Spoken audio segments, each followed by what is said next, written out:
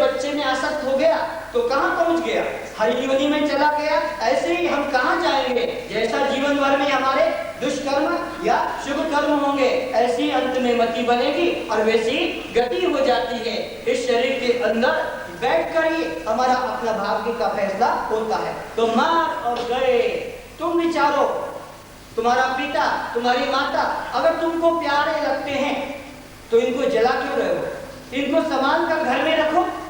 कितने चालाक हो, आचार को एक एक साल सुरक्षित रख लेते हो। आचार मुंह में पानी भी आता होगा, आचार का नाम लेते हैं, उसको एक एक साल 2-2 साल बचा कर रख लेते हो। अपने बाप को, अपनी माँ को, अपने बेटे को, अपने पति पत्नी को उसी सिस्टम से, उसी सिद्धांत के तरह से उसको क्यों नहीं रखते हो साल भर के लिए, क्यों नहीं रखते हो 2 साल के लिए। तेल के कड़ा में, तेल के उसके अंदर डाल दो टैंक में, वो सुरक्षित रहेगा। आम के अचार को रख सकते हो, नींबू के अचार को रख लेते हो, लेकिन बाप को, माँ को, बेटे को रात मत होने दो, पहले जलाओ। तो तुम्हारा बाप में, माँ में, पति में, पत्नी में कहाँ प्यार है? प्यार ही अचार में, मुरब्बे में, चटनी में प्यार है, उसको सुरक्षित रखा जाएगा।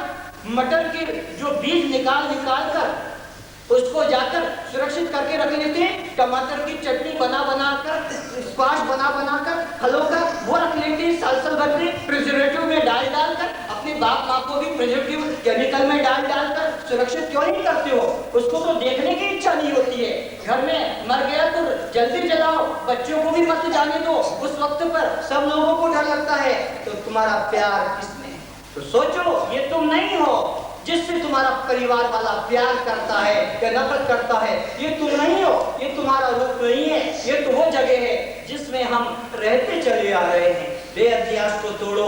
अनादिकाल से इस देह आदि में, देह में, प्राण में, इंद्रियों में, अंतःकरण में मैं भाव करने से ही ये जीव संसार में बना हुआ है। इस ज्ञान को हिंदू को ही सीखना नहीं, मुसलमान को भी सीखना होगा, सिख ईसाई जैन को भी सीखना होगा, नास्तिक आस्तिक को भी सीखना होगा।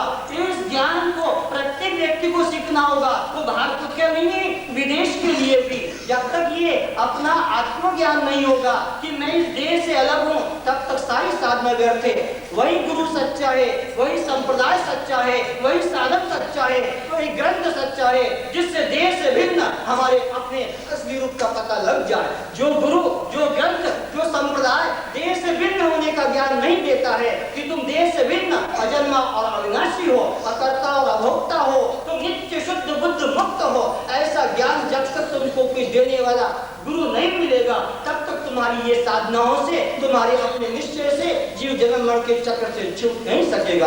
अस्तु निश्चय करो, ये देह में नहीं हूँ और ये देह मेरा नहीं है। ये देह तो 5 महाभूतों से बना हुआ है और मैं इसमें रहने वाला हूँ। जो कर्म पहले जन्म में कर चुका था, अच्छे या बुरे, उसको इस जन्म में यहाँ पर इस शरीर में बैठकर भोग रहा हूँ। देखते नहीं, जन्म से ही किसी की आंख टूटी है, किसी के कान खराब है, किसी की टांग कटी हुई है। ये क्यों हो रहा है? क्या वो परमात्मा दुष्ट है? वो क्यों ऐसा भेद करेगा? एक को सुंदर, एक को असुंदर, एक को गरीब घर में, एक को धनाढ्य घर में, एक को भिखारी बनाएगा, एक को दानी बनाएगा, एक को चोर बनाएगा, एक को डाकू बनाएगा। क्या वो परमात्मा इस प्रकार का करता है? ना ना। पृथ्वी को क्या लगा कि वो किसी को खट्टा बनाए, किसी को मीठा बनाए या किसी को पीता बनाए? वो तो जैसे जैसे बीज के संस्कार हैं, पृथ्वी माता उसको डेवलप कर देती है, उसको बढ़ा देती है। बस इसी प्रकार जीव के जो अपने पहले जन्म के कर्म हैं, उन कर्मों के अनुसार उसको वह स्टेज मिल जाती है, वो भूमिका मिल जाती है, वो शरीर मिल जाता है। तो अपने इस देह के अंदर ये जो मैं भाव किया है, यही हमें भटका रहा है। तो आज अपने अहंकार को तोड़ो, ये जाति के अहंकार को तोड़ो, मन के अंदर से निकालो रूप के अहंकार को। मैं नहीं, जिसने निश्चय कर लिया कि शरीर में नहीं, उसको नाम, रूप, जाति, आश्रम, संबंध, परिणाम, जन्म मृत्यु का भय नहीं रहेगा। तो ये सब भ्रांति को मन से निकालो। ये जो हमने देह में मैं भाव कर लिया है, यही हमें भटकाता है। तो देह जन्मता है, घड़ा बनता है, आकाश बनता नहीं। ऐसे देह जन्म लेता है, किंतु मैं जन्म लेता नहीं। घड़ा छोटा बड़ा होता है, लेकिन आकाश छोटा बड़ा नहीं होता है। ऐसे देह हमारा बालक, किशोर, युवा, प्रौढ़, वृद्ध होता है, लेकिन मैं न बालक हूँ, न मैं किशोर हूँ, न मैं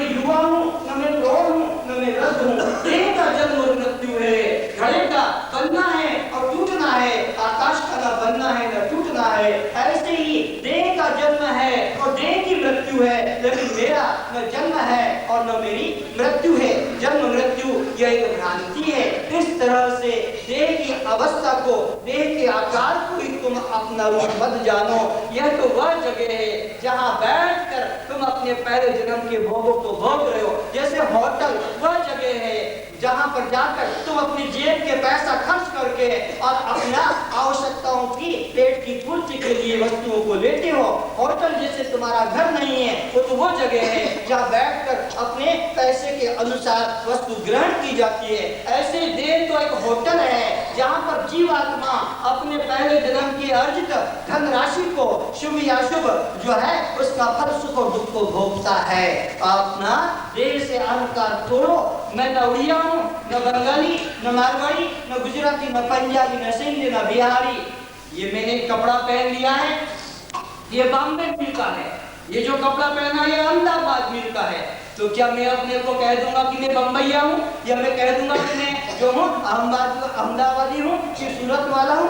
अरे बस जैसे कपड़े किसी मिल के बने हुए हैं, ऐसे हमारा यह कपड़ा जो शरीर है ये उड़ीसा मिल का बना हुआ है, कोई का पंजाब मिल का बना हुआ है, कोई का गुजरात मिल का बना हुआ है।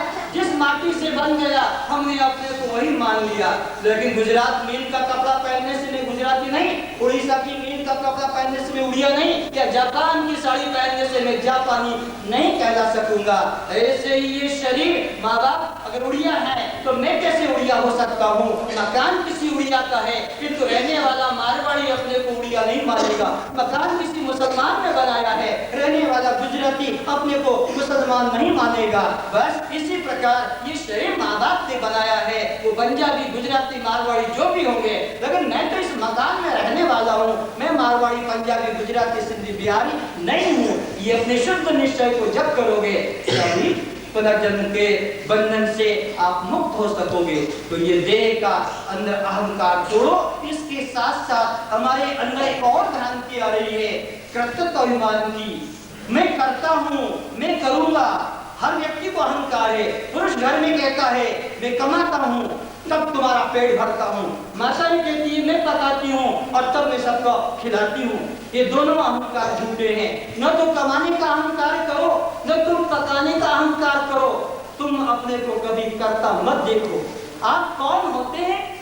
आप में करने की क्षमता है कहाँ?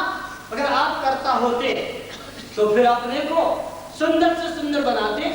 अगर आप करता होते तो अपने को सदा जवान बनाकर रखते। अगर आप करता होते तो आंखों से चश्मा न आने देते। अगर आप करता होते तो दांतों को कभी हिलने न देते। अगर आप करता होते तो कानों की सुनने की शक्ति को कम न होने देते। अगर आप करता होते तो बालों को सफेद न होने देते। अगर आप करता होते तो ये खोपड़ी पे चंदा मामा निकलने न देते। अगर आप करता होते तो आपके अंदर अपने मन के अनुकूल सब कुछ कर लेते। लेकिन तुम्हारे चाहने से क्या हुआ? तुमने तो चाहा था मैं लड़का पैदा करूंगा, लेकिन जब 10 महीने बाद रिजल्ट आउट हुआ तो पता लगा कि लड़का तो नहीं लड़की हुआ। क्यों हुआ लड़का? लड़की क्यों हुआ? लड़का क्यों नहीं हुआ? तुमने तो बहुत चाहा था। तुमने तो चाहा था लड़का होगा तो श्रवण को मार पड़ेगा। अब ये बुढ़ापे में जूता क्यों मार रहा है? तुमने तो नहीं चाहा था कि मेरा लड़का मुझे जूता मारे। तुमने तो नहीं चाहा था कि मेरा लड़का बुढ़ापे में मुझे घर से बाहर निकाले। अब क्यों हो रहा है ये? तुम्हारे चाहने से क्या होता है? लेकिन अभिमान है, मैं करता हूं तो होता है। और ऐसे आपस में भी कहते हैं, याद रखो अगर मैं तुम्हारा साथ न देता तो तुम कुंवारे रह जाते, अनमैरिड रह जाते। आप व्यक्ति अहंकार करता, मैंने तुम्हारी शादी कराई। अरे याद रखो मैं तुम्हारी सपोर्ट न करता, रिकमेंडेशन नहीं करता तो तुम भूखे मर जाते। मैंने तुम्हें नौकरी दिलाई है, मैंने तुम्हें दिया है। भूल गए वो दिन को जब मैंने रोटी दी थी? ये संसार वाले कैसे बोलते हैं, भूल गए उस दिन को जब मैंने तुम्हें सहारा दिया था? और आज तुम इस तरह अहंकार। लेकिन कभी ऐसा अहंकार मत करो। तुम्हारे द्वारा कुछ होता नहीं। तुम ये भी अहंकार करो कि मैं कमाता हूँ और मैं पकाता हूँ। तो ये भी अहंकार करो कि मैं श्वास चलाता हूँ। बोलो श्वास चलाते हो कि चलती है? बोलो तुम कि मैं श्वास चला रहा हूँ। ये आखिर मिनट अपने आप खुद तुम बार बार करते हो।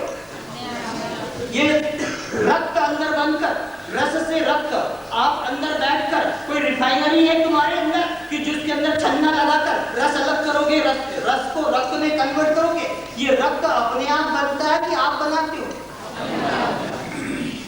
और ये जो रात को खाया और जो सुबह गरम गरम खिचड़ी बाहर निकली, ये तुमने बनाई? बढ़िया बढ़िया रसगुल्ला, पोड़ पिठा, हलवा खाकर, ये एप्पल खाकर, ये जो सुबह सुबह गरम गरम हलवा बनाया, छी, ये तुमने बनाया? ये किसने बनाया? बस तो उसी ने सब कुछ बनाया। माँ के गर्भ में 9 महीने न बाप ने मदद की, न माँ ने मदद की, न जाति वालों ने, न गुरुओं ने, न किसी और ने। माँ के पेट के अंदर बताओ वो कौन था? बस उस पर विचार करो, कर्तापन का अहंकार मत करो। तुम कौन करने वाले होते हो? अगर करने वाले तुम हो तो तुम सब अपने मन के अनुकूल कर लोगे, फिर मृत्यु कभी आ नहीं सकेगी। ये यमराज का डिपार्टमेंट बंद करना पड़ेगा। यमराज की पोस्ट को जो है वहां से बेकार कर दिया जाएगा कि अब तुम्हारी पोस्ट से तुम्हें टर्मिनेट किया जाता है, क्योंकि यहाँ कोई आता ही नहीं। सब लोग अपने अपने स्वांग चलाकर अमर रह जाएंगे। ये तुम्हारे अंदर भ्रांति है कर्तापने की और भोक्तापने की। न मैं करता हूँ और न मैं भोगता हूँ। अगर मैं करता होता तो गहरी नींद में भी मुझे पता लगता, गहरी नींद में तो मुझे कुछ पता नहीं लगता। कर्तापने का, भोक्तापने का, हिंदू मुस्लिम का, सिख ईसाई जैन बौद्ध का, उड़िया बंगाली का कोई भी अहंकार क्यों नहीं है? क्योंकि ये जो भ्रांति कराने वाला है ये मन है। ये मन जब तक जगता है, ये मन ही की वजह से जागृत और स्वप्न दो हमारी अवस्थाएं बुद्धि की है। जागृत भी मन के द्वारा होता है और ये स्वप्न भी मन के द्वारा होता है, और सुषुप्ति में मन खुद सो जाता है। इसलिए वहां कोई भी प्रकार का जाति का, भाषा का, भगवान का, स्त्री का, पुरुष का, गरीबी का, अमीरी का, गुरु का, चेले का, कोई प्रकार का भेद नहीं रहता। बस वहां जो रहता वो तुम, वहां जो रहता वो तुम हो। स्वप्न में जो दिखता वो तुम नहीं हो। ये जागृत में जो दिखाई पड़ता ये भी तुम नहीं हो। सुषुप्ति में विदिन डीप स्लीप जो दिखाई पड़ता है वही तुम्हारा अपना असली होना है, और वही तुम हो। तुम न करता हो न भोगता हो। अगर तुम करता होते तो सब कुछ अपने हिसाब से करते और सुषुप्ति में भी करता बने रहते। तुम कौन हो? वही भागवत का पद आता है, एक गच्छ पे 2 पक्षी, एक गच्छ पर 2 पक्षी, और उन 2 पक्षियों में इतनी मित्रता है कि वे कभी दूर नहीं होते, सदा साथ रहते हैं। ऐसे मित्र हैं। लेकिन एक पक्षी केवल देखता है, केवल देखता है, किंतु दूसरा पक्षी उसी के सामने वो देख रहा है। एक देखता है, एक खाता है। जो देखता है वही पक्षी, और जो खाता है वो तुम्हारा मन है, वो तुम्हारा जीव है जिसके तुम साक्षी। लेकिन भ्रांति हो रही, मैं खाता हूँ, मैं करता हूँ और मैं भोगता हूँ। यही भ्रांति को तोड़ना है और किसी से तुम्हें संबंध नहीं जोड़ना है। भ्रांति को तोड़ना है, बर्फ को जल से संबंध नहीं जोड़ना है। बर्फ को जल से संबंध जोड़ना नहीं है, बल्कि मैं बर्फ हूँ ये भ्रांति तोड़ना है, वो तो जल ही है। अलंकारों को स्वर्ण से संबंध जोड़ना नहीं है, बल्कि मैं अलंकार हूँ ये भ्रांति तोड़ना है। ये जीव को ब्रह्म से संबंध जोड़ना नहीं है, बल्कि मैं जीव हूँ ये भ्रांति तोड़ना है। और गुरु केवल भ्रांति तोड़ता है। गुरु परमात्मा से नहीं दिलाता है, गुरु मुक्ति नहीं दिलाता है। अग्नि को भला कौन उष्ण बनाएगा? बर्फ को भला कौन शीतल बनाएगा? मिश्री को, चीनी को कौन मधुर कर सकेगा? अगर कोई कहता है कि मैं मिश्री को मधुर करके दिखा दूंगा, मैं अग्नि को उष्ण करके दिखा दूंगा, अब मैं बर्फ को जल करके दिखा दूंगा, तो इसका मतलब है अभी वह तत्व को समझा नहीं। बर्फ तो स्वयं शीतल है, अग्नि तो स्वयं उष्ण है, जीव तो स्वयं ब्रह्म है, आत्मा तो सदा मुक्त है। ये तुम्हारा स्वरूप। लेकिन कैसी भ्रांति में आए हो? मेरी मुक्ति कैसे होगी? मेरा परमात्मा से मिलन कैसे होगा? अगर बर्फ कहे कि मेरा जल से मिलन कैसे होगा, तो ये अपना विवेक की मूर्ता है। क्या कहोगे? क्यों मूर्ता कहते हो? विवेक उसको है, उसको विवेक नहीं, इसलिए उसकी मूर्ता है। बर्फ जल से मिलना चाहता है, इसका मतलब है कि बर्फ को अपने असली रूप का पता नहीं। बर्फ का असली रूप तो जल ही है। अलंकार स्वर्ण से मिलना चाहे तो ये उनका अज्ञान है, क्योंकि अलंकारों का असली रूप तो स्वर्ण ही है। ऐसे ये जीव ब्रह्म से मिलना चाहे तो इसका अज्ञान है, क्योंकि जीव का असली रूप तो ब्रह्म ही है। जैसे कबीर कहता है, कस्तूरी कस्तूरी कुंड बसे मृग ढूंढे बनवाए, ऐसे प्रभु घट घट बसे और मूरख मंदिर जाए, मूरख मस्जिद जाए, मूरख जंगल जाए, मूरख गंगा जाए। अरे कस्तूरी मृग की नाभि में है और वो जंगल में ढूंढता है, कभी मिलेगी नहीं। ऐसे ब्रह्म तुम्हारा अपना स्वरूप है और तुम इसे मंदिर में, मस्जिद में, चर्च में, गुरुद्वारों में, तीर्थों में, तुम पूजा और पाठ में, व्रत में ढूंढते हो, कभी नहीं मिलेगा। वो तो तुम अपना आप हो, इसलिए कभी भी भ्रांति मत करो। आत्मा कैसे मिलेगा, परमात्मा कैसे मिलेगा? भला अग्नि कहे कि उष्णता कैसे मिलेगी, तो ये अग्नि का ज्ञान है। अलंकार कहे स्वर्ण कैसे मिलेगा, ये अलंकारों का ज्ञान है। जीव कहे ब्रह्म कैसे मिलेगा, जीव कहे मुझे मुक्ति कैसे मिलेगी, आत्मा कैसे मिलेगी, ये उसका ज्ञान है। तो तुम आत्मा होकर रहो, कुछ और बनने की कोशिश मत करो। ये बनने की कोशिश तुम्हें मिटा देगी। ये तुम्हारे बनने की कोशिश, कुछ होने की कोशिश, जो होगा not in present but in future, वो कभी भी सत्य नहीं होगा। सत्य तो वह जो अभी है, सत्य वह होगा जो अभी है। जो कुछ करके होगा वो सत्य कैसे हो सकता? और जो कुछ करके सत्य पाना चाहते हैं, उन्होंने सत्य की डेफिनेशन नहीं डाली, उन्होंने सत्य की परिभाषा नहीं जानी। सत्य कैसे किसे हैं? गीता अध्याय 2 श्लोक 16 में कृष्ण अर्जुन को बताता है, अर्जुन जिसका कभी नाश न हो, जिसका कभी नाश न हो, जो भूत में भी है, जो वर्तमान में भी है और भविष्य में भी जो है, उसका नाम होगा नहीं, है वही सत्य है। होगा होगा होगा, वह तो जरूर मिथ्या ही होगा। होगा पर विश्वास मत करो, है पर विश्वास करो। जो होगा वो सत्य नहीं है, जो है वही सत्य है। और है कौन? तुम हो। भगवान नहीं है, देवी देवता नहीं है, तुम्हारी सिद्धियां नहीं है, स्वर्ग वैकुंठ नहीं है, नहीं है। होंगे होंगे, मरने पर होंगे, पुण्य करने पर होंगे या पाप करने पर होंगे, लेकिन तुम हो, तुम सदा हो। तुम कभी अभाव रूप नहीं हो सकते हो। तो जो सदा है वही सत्य है और वही तुम हो।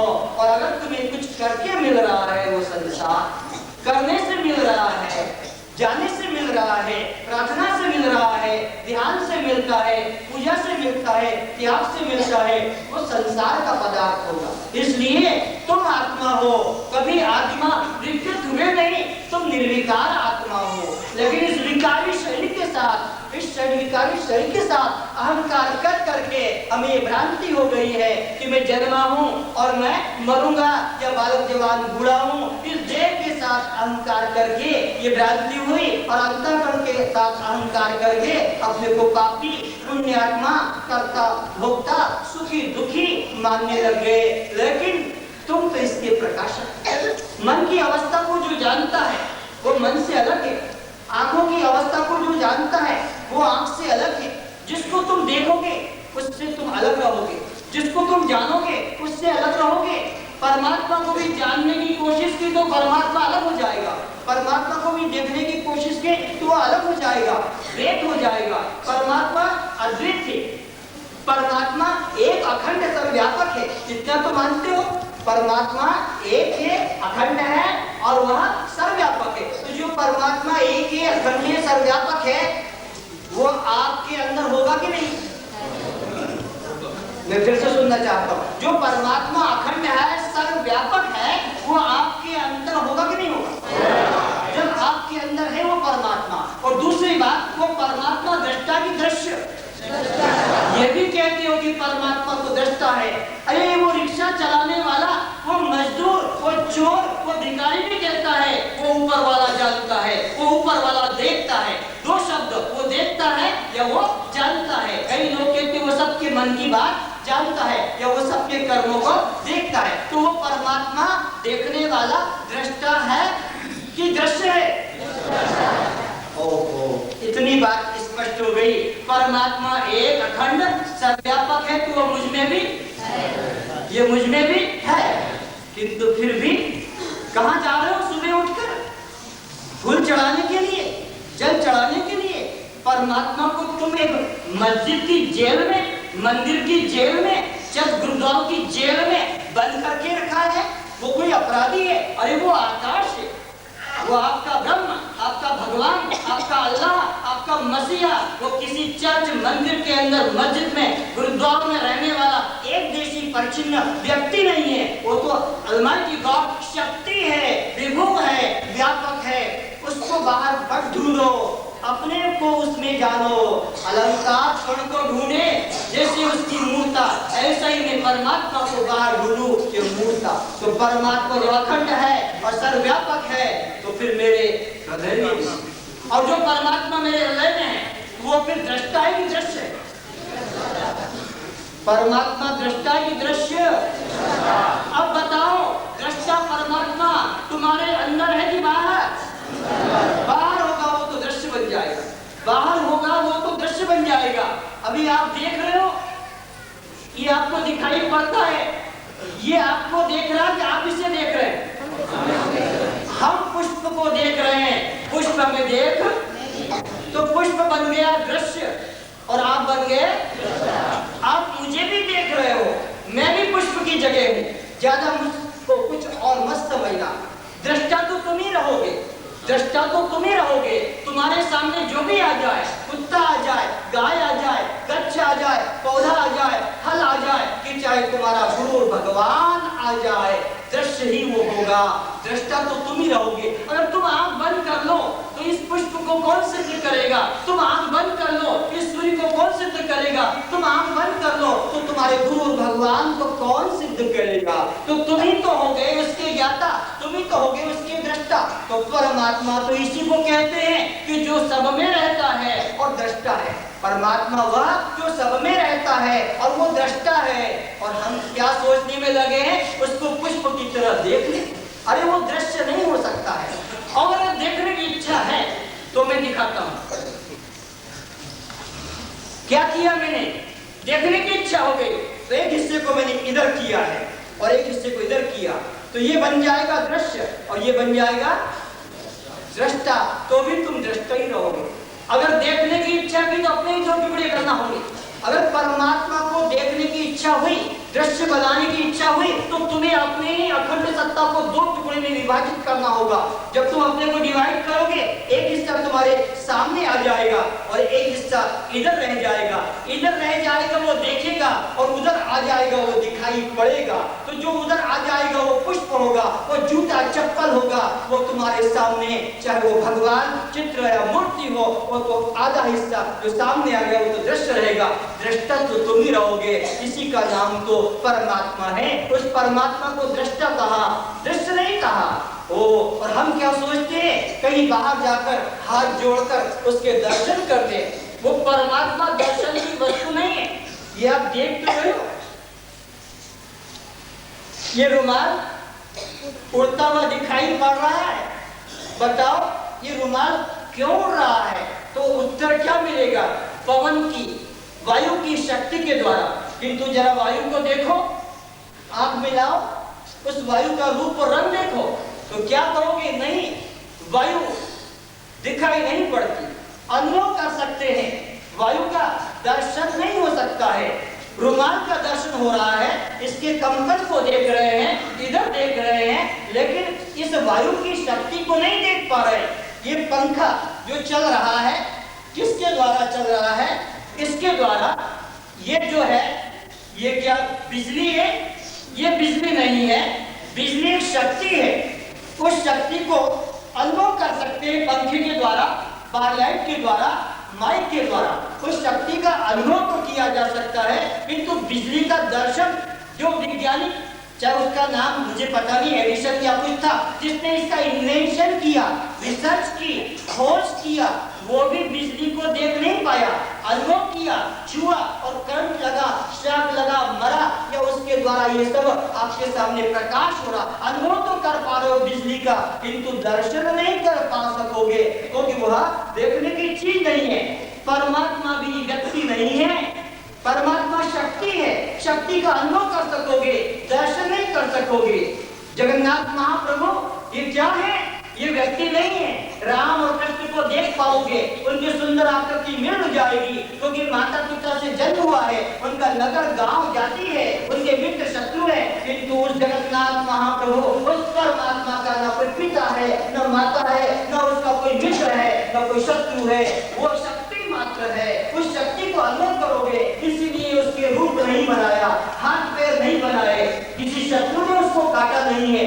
जगन्नाथ का कौन शत्रु हो सकता है? उसकी शक्ति से तो शत्रु अपना काम करेगा, अगर जगन्नाथ की शक्ति नहीं होगी तो कोई किसी प्रकार की क्रिया नहीं हो सकेगी। और वही रूप तुम्हारा अपना है। ये जो हाथ पैर दिखाई पड़ते हैं, इसमें रहकर जो बोल रहा है वही तुम हो। अब तो तुम आत्मा होकर रहो। कभी मत कहो कि आत्मा कहाँ मिलेगा, परमात्मा कैसे मिलेगा, आत्मा साक्षात्कार कैसे होगा। ये जो तुम कह रहे हो, ये जो तुम कह रहे हो आत्मा कहाँ मिलेगा, यही आत्मा होने का प्रमाण है। ये जो तुम कहते हो कि ये लाल रंग है और तुम कहते हो आंख मेरी कब ठीक होगी, अरे यही जो तुमने कहा लाल रंग है, या ये तुमने कह दिया कि पुष्प है, तो यही तो तुम्हारे आंख होने का प्रमाण है। आंख ना होती ये पुष्प और हम नहीं बता पाते। ऐसे ही तुम कहते हो आत्मा कहाँ मिलेगी, परमात्मा कहाँ मिलेगा, अरे जो तुम कह रहे हो यही तो तुम्हारी आत्मा होने का प्रमाण है। ये क्यों नहीं बोलता है, ये क्यों नहीं बोलते हैं, ये क्यों नहीं बोलते हैं, ये क्यों नहीं बोल पाते हैं। हम इधर से बोलते हैं आत्मा है, अरे ये बोल रहे हो यही आत्मा हो। नास्तिक जो कहता है कि मैं आत्मा को नहीं मानता, मैं परमात्मा को नहीं मानता, ये उसका कथन उस आत्मा से ही सिद्ध हो रहा है, उसके आत्मता से ये कथन सिद्ध हो रहा। अगर वो स्वयं आत्मा न होता तो क्या मुर्दा बोल पाएगा कि मैं आत्मा को नहीं जानता, कि मैं परमात्मा को नहीं जानता। आज का विषय इसी निश्चय पे हम बंद करेंगे कि मैं स्वयं वो आत्मा हूँ। और ये जो दिखाई पड़ता समाज में, ये जो समाज की उपयोगी है, ये जो परिवार की उपयोगी है, मैं नहीं, बल्कि मैं इसके अंदर रहने वाली वो अखंड चेतन आत्मसत्ता हूँ, जो नित्य मुक्त है, जिसको कभी बंधन नहीं लगा, वही मैं हूँ। मैं पूछूंगा अहम भोजनम नेव भोज्यम न भोक्ता चिदानंद रूप शिवोहम शिवोहम अहम निर्विकल्पो निराकार रूपो विभु व्याप्त सर्व सर्वेन्द्रियाणां सदा मे समत्वं न बन्धनं न मुक्ति सदा मे समत्वं न बन्धनं न मुक्ति सदा मे समत्वं न बन्धनं न मुक्ति चिदानंद रूप शिवोहम शिवोहम चिदानंद रूप शिवोहम शिवोहम चिदानंद रूप शिवोहम शिवोहम। सर्वे सन्तु निरामया, सर्वे भद्राणि पश्यन्तु,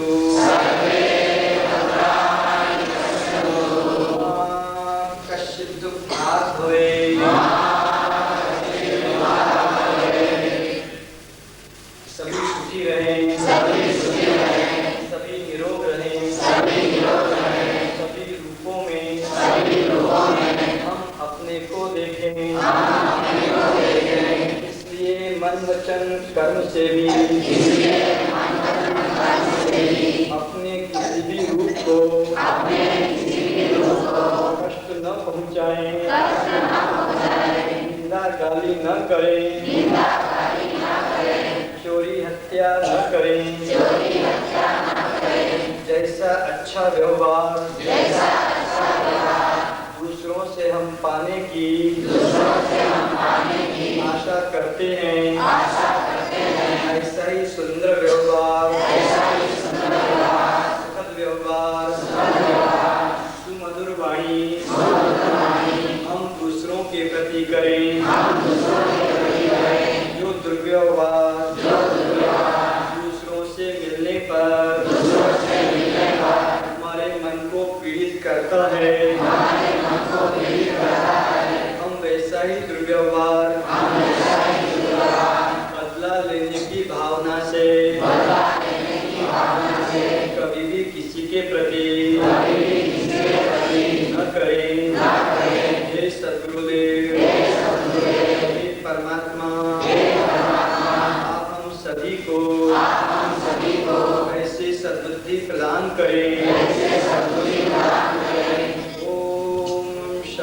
नमस्ते।